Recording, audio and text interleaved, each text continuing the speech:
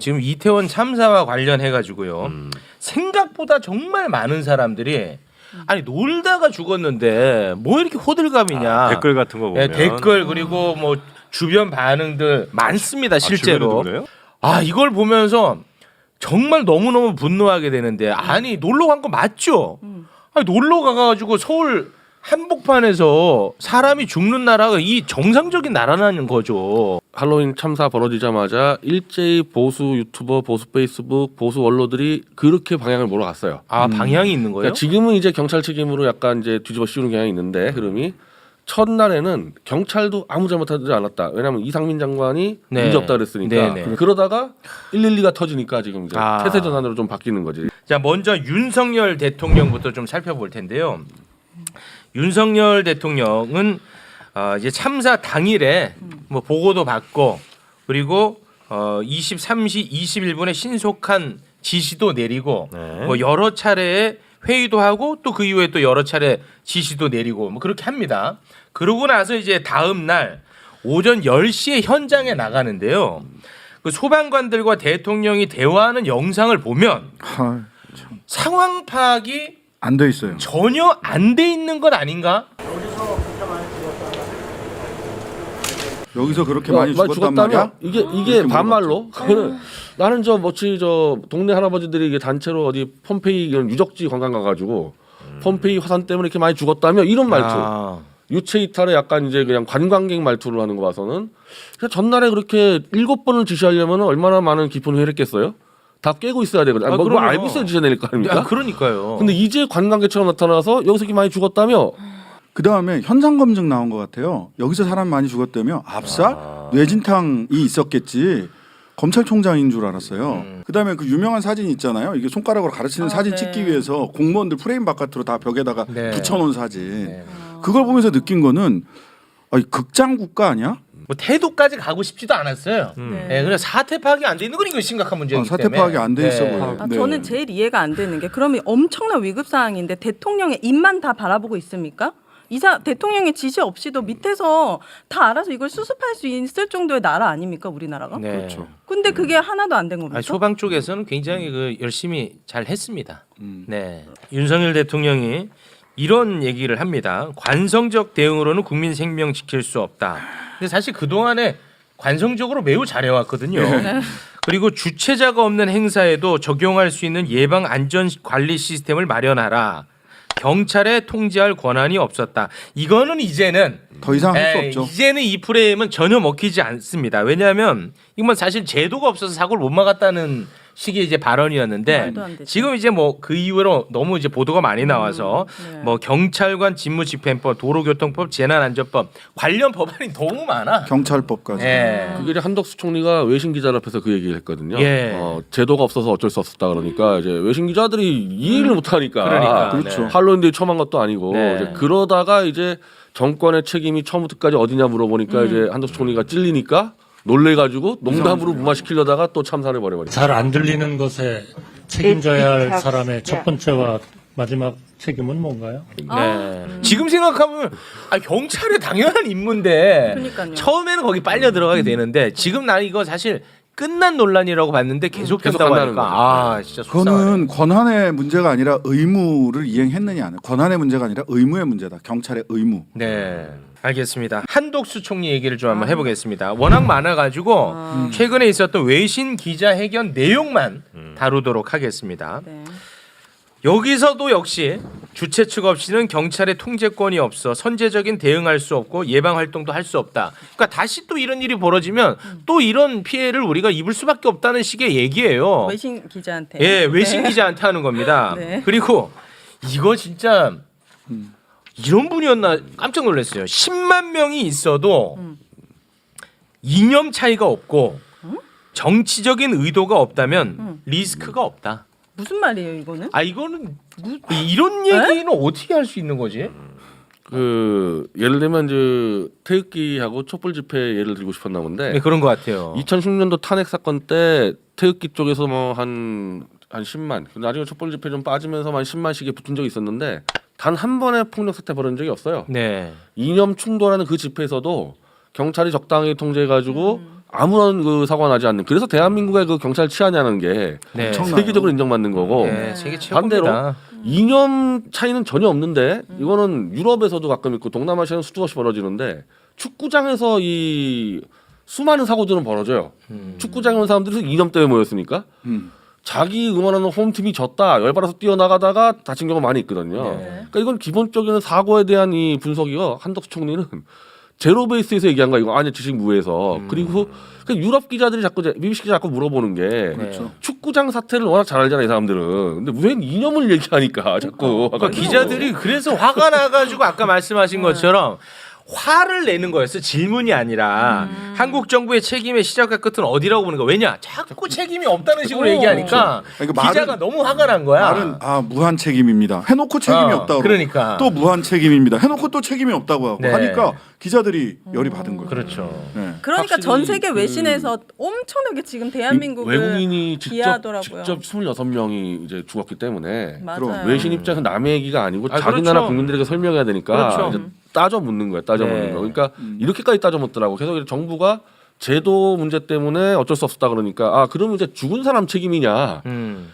지금 이 보수 전반적으로는 죽은 사람 책임이라 그러고 있어. 근데 한덕수 총리는 차마 이제 그 말을 못하고 아니다 그러면 그건 누구 책임이냐? 그러니까 계속 빙빙 돌아버린 거야. 그럼 한덕수 그러면 안 총리의 생각은 기본적으로 책임이 없다는 거에 방점을 찍혀 있는 거예요. 그렇죠. 제가 보기에는 이 생각이 없는 것 같아요. 책임이 없다보다도 이 사태를 내가 어떻게 받아들이고 어떻게 평가를 해야지 이게 심각한 문제인가에 대해서 백지 상태 아닌가라는 생각이 들어요. 이렇게 그때까지 뭐 이제 실실 이쪽 묻고 뭐 이런 시나리오가 거하고. 경찰도 책임 없다로 중무장하고 있을 때거든요. 네. 네. 112 녹취록 터지기 전이기 때문에 네. 한덕수 총리는 외신 기자 나가서 대한민국 정부 책임은 하나도 없다 이렇게 하려고 나갔다 보니까 외신 기자들한테 난탈 당한 거죠.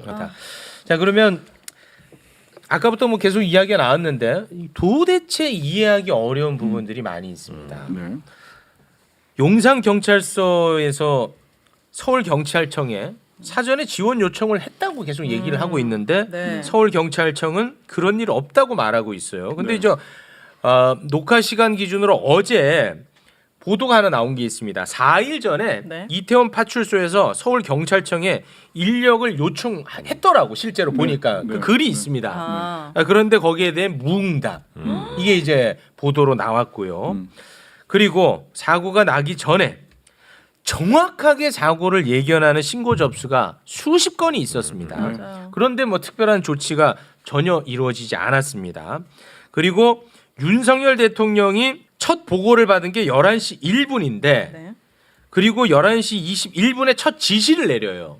네. 근데 첫 지시를 내리는데 네. 그 지시를 받아야 되는 경찰의 최고 수장인 윤희근 경찰청장 그때까지 보고를 받지 못했어. 그리고 서울 경찰청장도 그때까지 상황을 파악하지 못하고 있는 상황. 경찰이 제일 빨리 알았어야 될 수밖에 당연히 없는데. 반대로 돼야지. 어떻게 이럴 수가 있는 보고 거야? 체계가 네.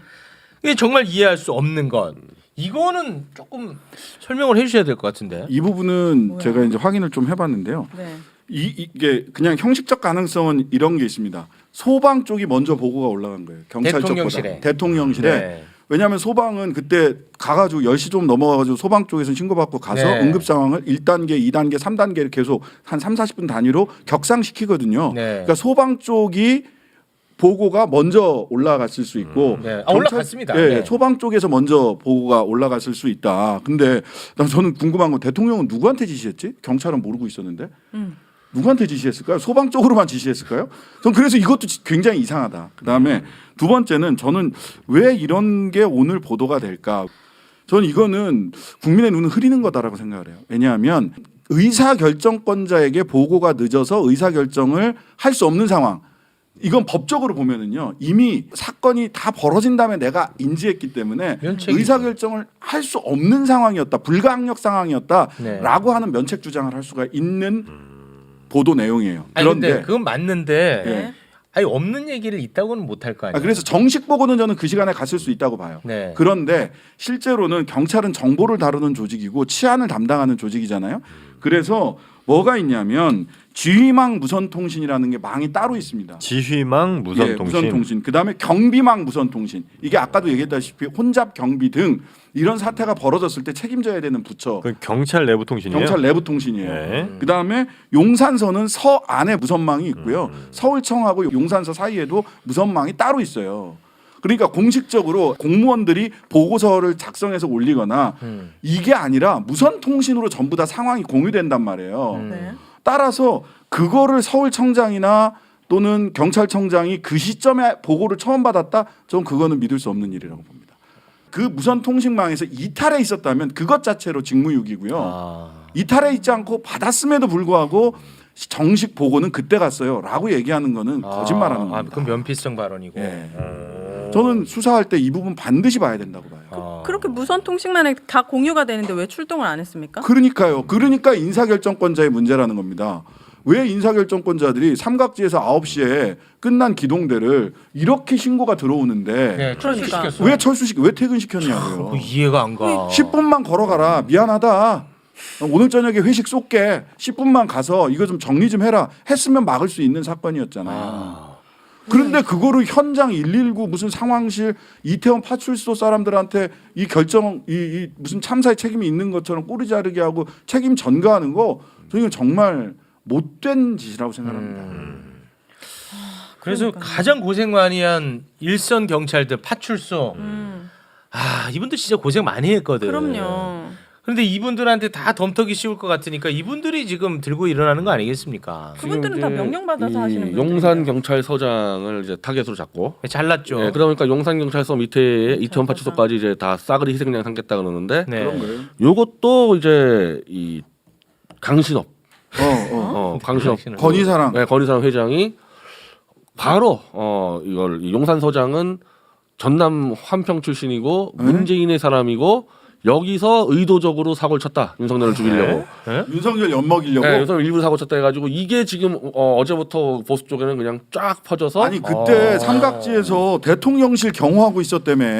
네. 그 용산 서장은 거기 경호하고 바로 참사나자 바로 현장으로 다시 본인은 출동했어요. 바로 갔지. 물론 네. 기동대를 끌고 갔어야 되는 게 맞지만 네, 그렇지. 어쨌든 본인은 갔어. 네. 그리고 경비를 계속 요청했잖아요. 이 사람은 며칠 전부터. 그러니까 이 용산서장을 죽이려 그러니까 용산서에서 이대로 당하고 있을 수 없다 해가지고 지금 막 정보를 푸는 것 같거든요. 그러니까 용산서장은 대통령이 청와대에서 넘어온 다음부터 대통령을 위해서 계속 충성을 한 거야.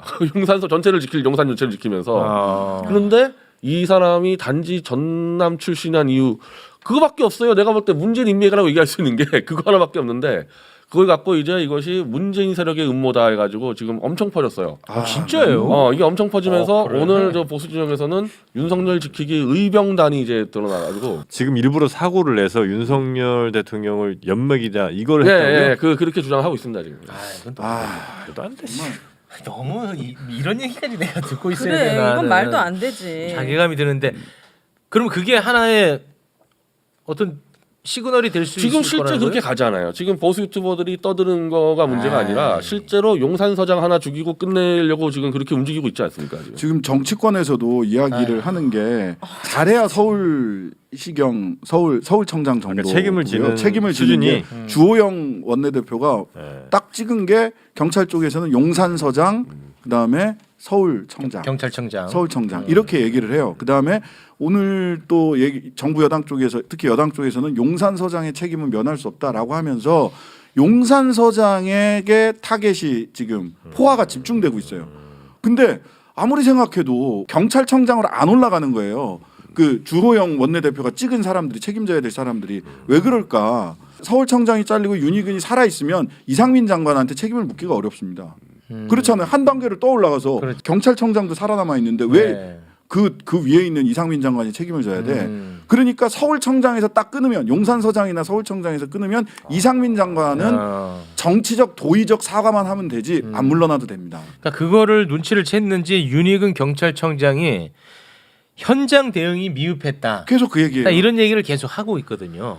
용산서에서 서울청까지 올라가게 된 계기도요. 이것도 속이려고 그랬는데 112가 용산서가 아니거든. 서울청이거든요. 처음에는 글로 가다가 방법이 없구나. 112가 서울청 관리니까 어쩔 수 없이 서울청에서 자르자 이렇게 가는 거죠. 지금.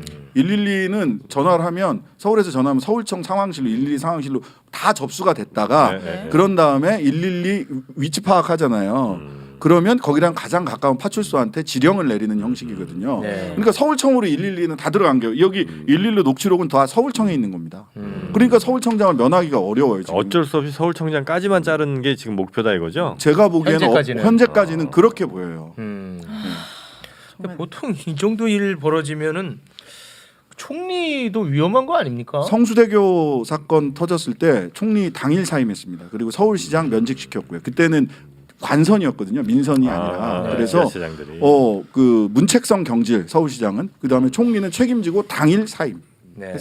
그리고 또 이해가 너무 안 되는 또 있습니까? 것이 자유를 가장 강조하는 음. 정부인데 왜 근조 리본을 못 달게 할까? 이거를 명확하게 설명해 주는 사람이 없습니다. 근조 리본을 못 달게 한다고요? 네, 근조라는 근조라고 글씨 써 써 있는 있는. 왜요? 리본을 못 달. 그 아무도 몰라 그거를. 아 지령이 내려왔습니까? 아 이거 지침이 있죠. 네. 예. 왜 명확한 지침이 있습니다. 행안부에서 공문 내렸어요. 뭐 그런 것까지 지령으로 막 명령합니까? 왜? 아니 그래서 그렇게 돼 있어요. 나는 이거를 이해를 못 하겠는데 설명해 주는 사람이 없어서 이유가 뭡니까? 이 변희재한테 또 기대야 돼요. 이것도 이 천공으로 에이, 아니겠죠. 왜냐하면 뭘 천공이야. 천공이 지금 천공 기원. 위에 천공이 생길 것 같아요. 정말 스트레스 근데 받아가지고. 천공을 갖다 끼면 다 맞아 들어가요.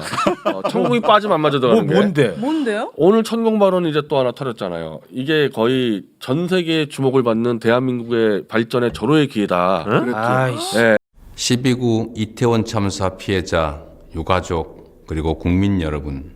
3년 전 서울 한복판 이태원 골목에서 159명의 소중한 생명이 너무나 허망하게 우리 곁을 떠났습니다. 즐거워야 할 축제의 현장이 한순간에 아비규환의 현장으로 바뀌었던 그날의 참상을 결코 잊을 수 없습니다. 그날 국가는 없었습니다. 지켜야 했던 생명을 지키지 못했고 막을 수 있던 희생을 막지 못했습니다. 사전 대비도 사후 대응도 책임지는 사람도 없었습니다. 국가가 국민을 지켜줄 거란 신뢰는 사라지고 각자 도생, 사회의 고통과 상처만 깊게 남았습니다. 감히 어떤 말로도 위로가 될 수 없음을 잘 알지만 국민의 생명과 안전을 책임지는 대통령으로서 참사 유가족과 국민들께 다시 한번 깊은 사과의 말씀을 드립니다. 최근 이태원 참사 청문회도 열렸고 당시 대응과 책임에 대한 논쟁도 계속 이어지고 있습니다.